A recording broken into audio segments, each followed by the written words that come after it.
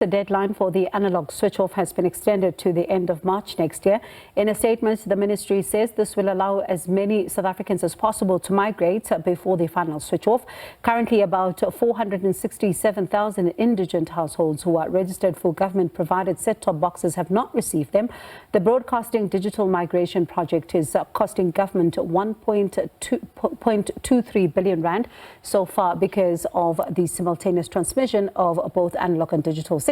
Now, let's get more details now and also get reaction to this development and the story that has been over a decade in the making. William Bird, Media Monitoring Africa, joins us now. William, another extension, another year. Your reaction?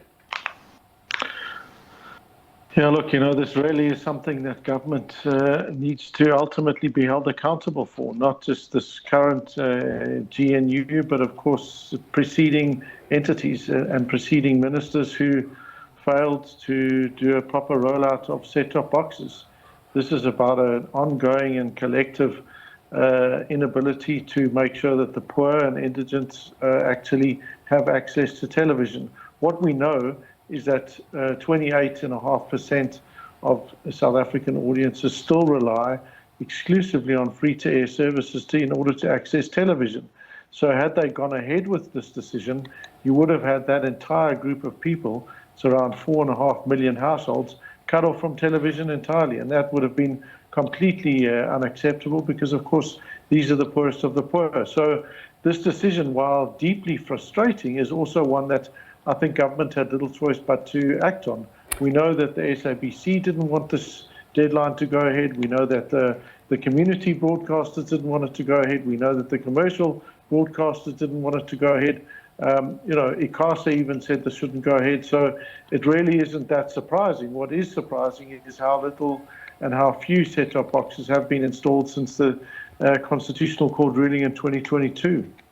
And I suppose it also speaks to the handling of this entire migration process. The minister, in his statement, saying that he's directed the DG to implement consequence management for any individuals responsible for failures within the department, saying that, over 400,000 indigent households who are registered for government-provided set-top boxes have not received them. Are you holding your breath that we could see this consequence management? Well, look, you have to hope that there is going to be consequence management. I guess, the point is at what point do you go back? How far back do you go on that? Because to be clear, this isn't just about this current group of people that are responsible for yet again another delay.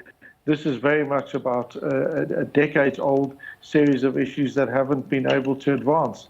This goes back to and some of it beyond government's control, the unavailability of set-top boxes, the high cost of these things, explaining to the public why they need them and what they're for. So you've had a real perfect storm. You've had the poorest of the poor expected to go to post offices to collect their set-top box to register.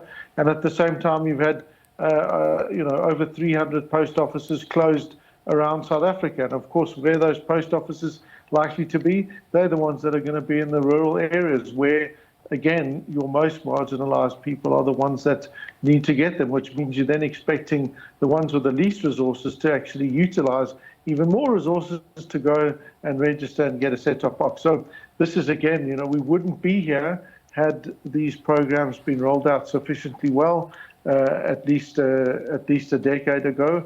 We wouldn't be here if government had lived up to what they'd said they were going to do in the Constitutional Court ruling in 2022.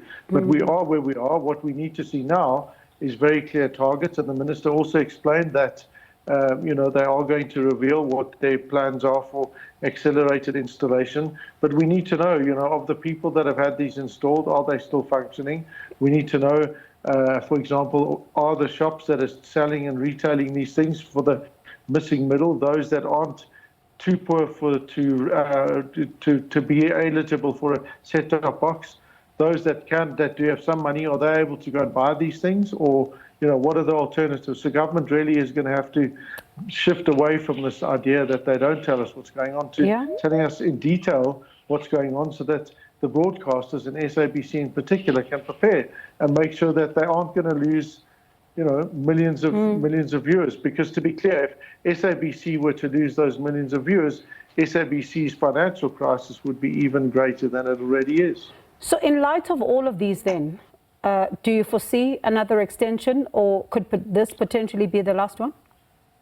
Well, we have to hope that it's the last one, but it really is going to require a huge sense of urgency and a real significant efforts to make sure that set-top boxes are rolled out. It's going to require extensive consultation. What isn't clear to us is why Cabinet decided on a 3-month extension. Why not 4, why not 5, why not 6? So on a level, I think the thing that concerns us as civil society is that it's good that there's an extension, but the time period seems to be something that seems to be a little bit arbitrary, and it does seem, in all fairness, to be one that where government is almost setting themselves up to fail. Unless, of course, as I've said, they're able to come up with a very clear plan and make sure that they consult with all relevant stakeholders to ensure that that can actually be achieved. And let's see what happens. Thank you so much, William, for your time. That is William Bird from Media Monitoring Africa.